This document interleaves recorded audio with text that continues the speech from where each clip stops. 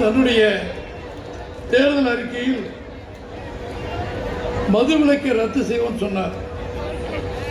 ஆனால் நேற்றைக்கு முன்தினம் நம்முடைய சென்னை பீச்சில் மெரினா பீச்சில் பஞ்சு மிட்டாய் வித்திருந்தவங்களை போய் பிடிச்சி அதில் ஏதோ ரசாயனம் கலந்துருக்கான்னு பார்க்கும்போது அதில் புற்றுநோய் வருகிற ஒரு சூழ்நிலை ரசாயனம் இருக்கு அப்படின்னு சொல்லி பஞ்சு மிட்டாய் தமிழ்நாட்டில் எங்கேயும் விற்கக்கூடாதுன்னு ஒரு தடை உத்தரவு போடுறாங்க.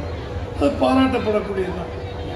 ஆனால் மதுவிலக்கை ரத்து செய்வோம் என்று சொல்லி தன்னுடைய தேர்தல் வாக்குறுதி கொடுத்த ஸ்டாலின் அவர்கள் அந்த மதுவினால் ஏற்படும் தீமைகள், உயிருக்கே ஆபத்தான உயிர்கொல்லி மதுவை, அந்த மதுவை ஏன் வேண்டாம் என்று தடை செய்யாமல் நடத்துகிறார் என்பதை ஸ்டாலின் தான் பதில் சொல்லணும். பொதுமக்களாக நீங்கள் இதை கேட்டுக்கணும்.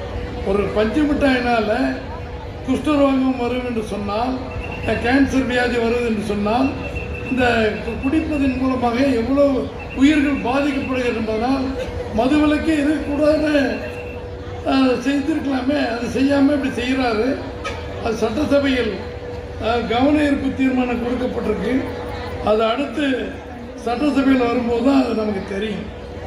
ஏற்கனவே இந்த அழகிரி என்பவர் அந்த தலைவர் பதவியிலிருந்து போயிருக்கிறாரு.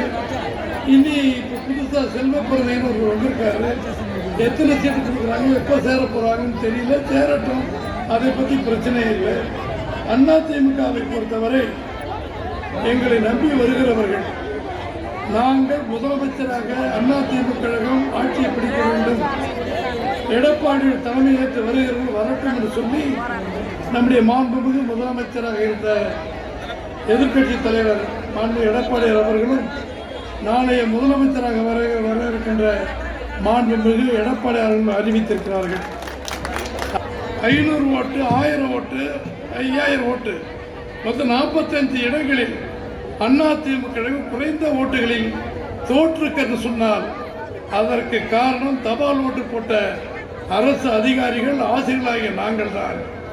எனவே திமுக கழகத்தின் வாக்குறுதியில் 520 வாக்குறுதியிலே சொன்ன எங்களுக்கு கொடுக்க வேண்டிய பென்ஷன் திட்டங்கள், வேலை உறுதி திட்டங்கள், நிரந்தரமாக்குதல் அத்தனையும் நீங்கள் எங்களுக்கு சரி செய்ய வேண்டும். இல்லை என்றால் வருகிற நாடாளுமன்ற தேர்தல், 26 நடைபெறுகிற சட்டமன்ற தேர்தலில் எங்கள் சக்தி என்னவென்று பார்த்துக் கொள்ளுங்கள் சொல்லி எல்லோரும் இப்பொழுது கருணாநிதிக்கு எச்சரிக்கை விடுத்திருக்கிறார். தோழர்களே, தயவு செய்து நீங்கள் சிந்தித்து பார்க்க வேண்டும். பாதகம் செய்பவரை கண்டால் நாம் பயங்கொள்ளலாகாது பாப்பா, மோதி மிதித்து விடு பாப்பா, அவர் முகத்தில் உமிழ்ந்து விடு பாப்பா. அண்மை செய்திகளை உடனுக்குடன் தெரிந்து கொள்ள இணைந்திருங்கள் இயம்நாடு தொலைக்காட்சியுடன்.